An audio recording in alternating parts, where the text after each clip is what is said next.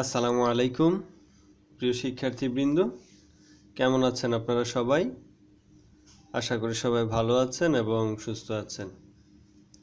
আপনাদেরকে আবারও অভিনন্দন জানাচ্ছি আমাদের আজকের এই সিসিআর মডেল কলেজ অনলাইন ক্লাসে। প্রিয় শিক্ষার্থীবৃন্দ, আজকে আমরা আমাদের আইসিটি বিষয়ের পঞ্চম অধ্যায়ের চতুর্থ ক্লাসটি শুরু করতে যাচ্ছি।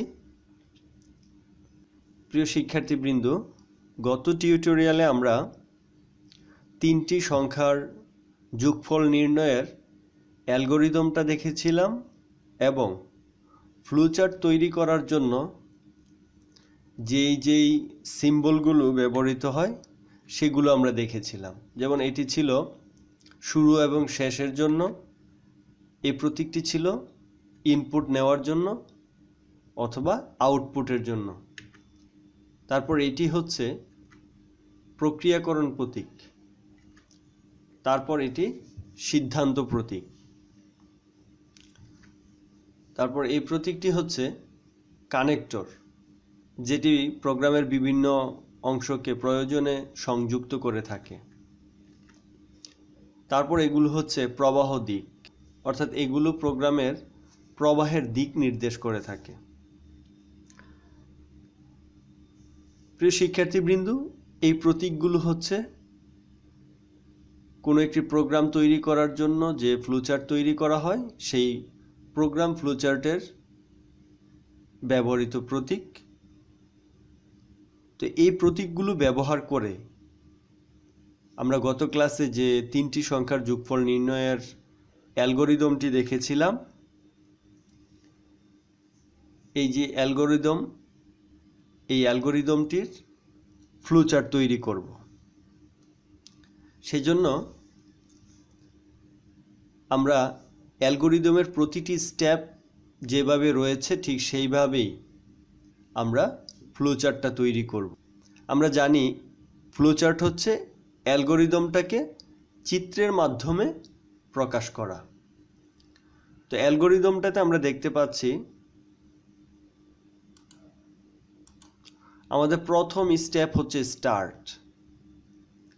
তো এই স্টার্টের জন্য আমাদের ফ্লোচার্টের যে স্টার্ট সিম্বলটি রয়েছে সেটি আমাদের ব্যবহার করতে হবে, অর্থাৎ এই ডিম্বাকৃতির যে সিম্বলটি, এটি দিয়ে আমরা প্রোগ্রাম শুরু করব। শুরু করার পর তারপর আমরা অ্যালগরিদমে দেখতে পাচ্ছি স্টেপ 2তে হচ্ছে ইনপুট। তাহলে আমরা ইনপুটের জন্য যে প্রতীকটি, সেই প্রতীকটি ব্যবহার করব, সেটি হচ্ছে এই সামান্তরিক চিহ্নটি। এর মধ্যে আমরা লিখব ইনপুট এ বি সি। তারপর আবার প্রবাহ চিহ্ন দেব। প্রবাহ চিহ্ন দেওয়ার পর আমরা অ্যালগরিদমে দেখতে পাচ্ছি স্টেপ 3তে sum equal to a plus b plus c, অর্থাৎ যোগফল নির্ণয়ের জন্য যে নিয়মটা রয়েছে সেটা ব্যবহার করা হয়েছে, অর্থাৎ যোগফল নির্ণয়ের সূত্রটা আমরা বলতে পারি। তো এটা হচ্ছে প্রক্রিয়াকরণ। এই প্রক্রিয়াকরণের জন্য আমাদের যে সিম্বলটি আমরা দেখেছিলাম সেই সিম্বলটি এখানে ব্যবহার করতে হবে, সেটি হচ্ছে আয়তক্ষেত্র। এই আয়তক্ষেত্র যে প্রতীকটি রয়েছে এর মধ্যে আমরা এই যোগফল নির্ণয়ের সূত্রটি লিখব। তো যখন এই প্রসেসিং সিম্বলে, অর্থাৎ আয়তক্ষেত্রের মতো যে প্রতীকটি রয়েছে এর মধ্যে যখন আমরা সূত্রটি লিখব, যোগফল নির্ণয়ের সূত্রটি লিখব, তখন আমরা যোগফল পেয়ে যাব। তারপর আমরা অ্যালগরিদমে দেখতে পাচ্ছি স্টেপ 4-এ হচ্ছে প্রিন্ট সাম, অর্থাৎ যখন যোগফল নির্ণয় করা হয়ে গেল তখন ফলাফলটি প্রদর্শন করতে হবে। সেজন্য ফলাফল প্রদর্শন করার জন্য আমাদের যে সিম্বলটি প্রয়োজন সেটি আমরা জানি, সেটি হচ্ছে আউটপুট প্রতীক। আমরা এও জানি যে ইনপুটের জন্য যে প্রতীকটি ব্যবহার করা হয় আউটপুটের জন্য ঠিক সেই প্রতীকটি ব্যবহার করা হয়। তো এই ক্ষেত্রেও আমরা একটি সামান্তরিক প্রতীক ব্যবহার করব। সেই প্রতীকের মধ্যে আমরা লিখব প্রিন্ট সাম। তারপর প্রবাহ চিহ্ন দিতে হবে, দিয়ে আমরা প্রোগ্রামটি শেষ করব। তো প্রোগ্রাম শেষ করার জন্য আমরা জানি শুরু এবং শেষ এই দুটির প্রতীক একই রকম। তাহলে স্টার্টের জন্য আমরা যেমন ওভাল বা ডিম্বাকৃতির চিহ্নটি ব্যবহার করেছি, এই শেষের জন্য অর্থাৎ ইন্ডের জন্য আমরা সেই ডিম্বাকৃতির সিম্বলটি ব্যবহার করব। প্রিয় শিক্ষার্থীবৃন্দ, অ্যালগরিদমের আলোকে আমরা ফ্লোচার্টটি তৈরি করলাম। অ্যালগরিদমের ক্ষেত্রে কোনো প্রতীক ব্যবহার করা হয়নি, কিন্তু ফ্লোচার্টে আমরা প্রতীক ব্যবহার করে লিখেছি।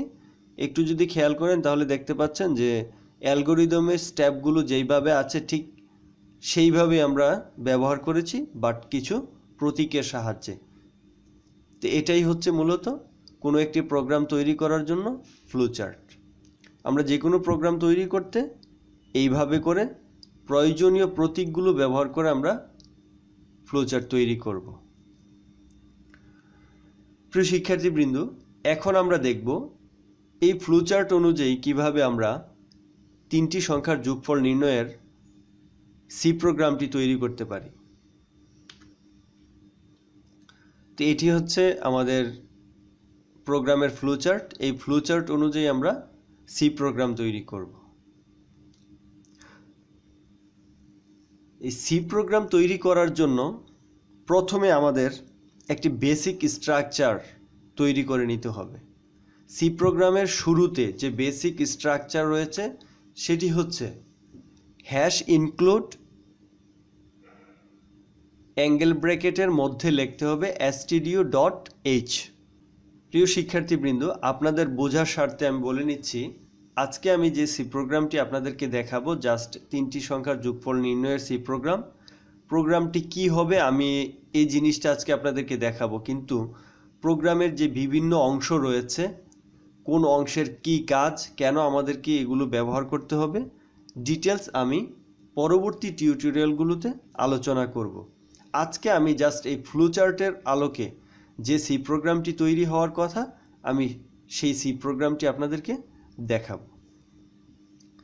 তো এখানে যে লেখা আছে হ্যাশ ইনক্লুড stdio.h অ্যাঙ্গেল ব্র্যাকেটের মধ্যে, এটা হচ্ছে সি প্রোগ্রামের বেসিক স্ট্রাকচারের একটা অংশ।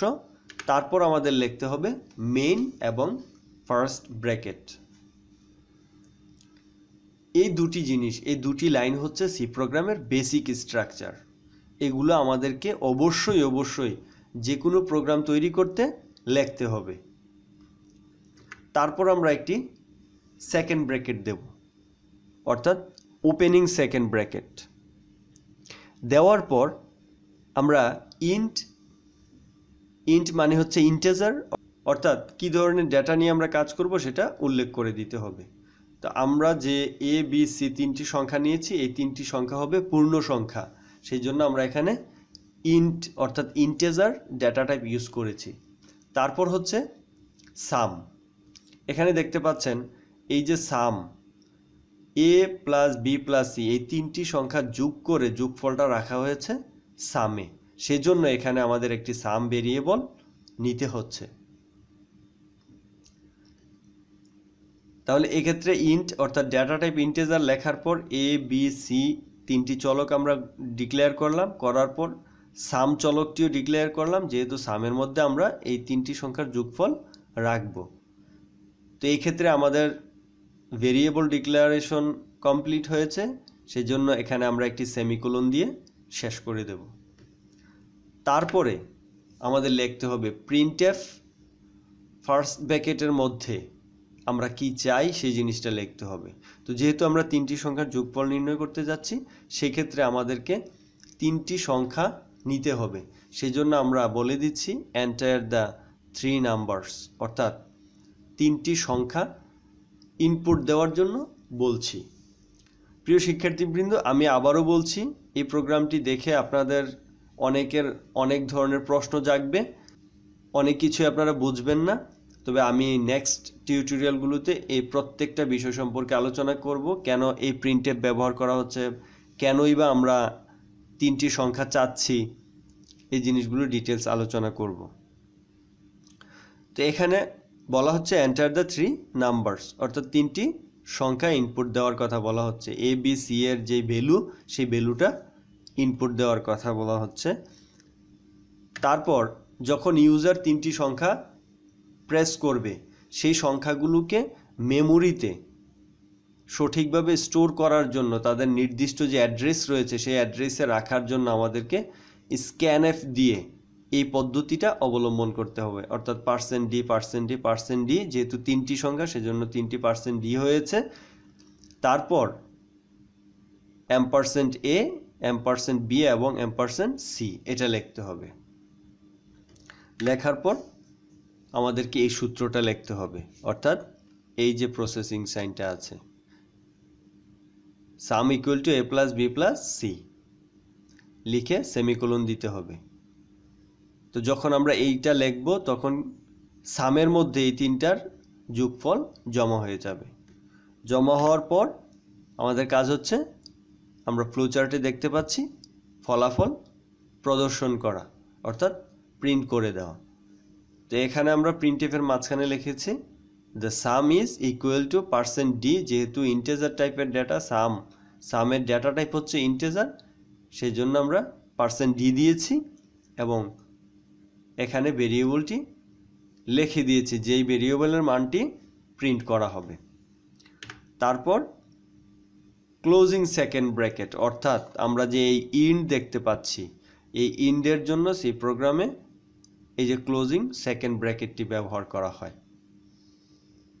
প্রিয় শিক্ষার্থীবৃন্দ, এই ছিল 3টি সংখ্যার যোগফল নির্ণয়ের সি প্রোগ্রাম। আমরা ফ্লোচার্টের আলোকে সি প্রোগ্রামটি দেখলাম, কিন্তু এই সি প্রোগ্রামের বিভিন্ন অংশ, এখানে অনেকগুলো জিনিস রয়েছে যেগুলো আপনাদের জানতে হবে। সেই বিষয়গুলো নিয়ে ইনশাল্লাহ পরবর্তী টিউটোরিয়ালে আলোচনা হবে। তো সে পর্যন্ত ভালো থাকেন এবং সুস্থ থাকেন। আজকের মতো এখানেই বিদায় নিচ্ছি। আল্লাহ হাফেজ। আসসালামু আলাইকুম।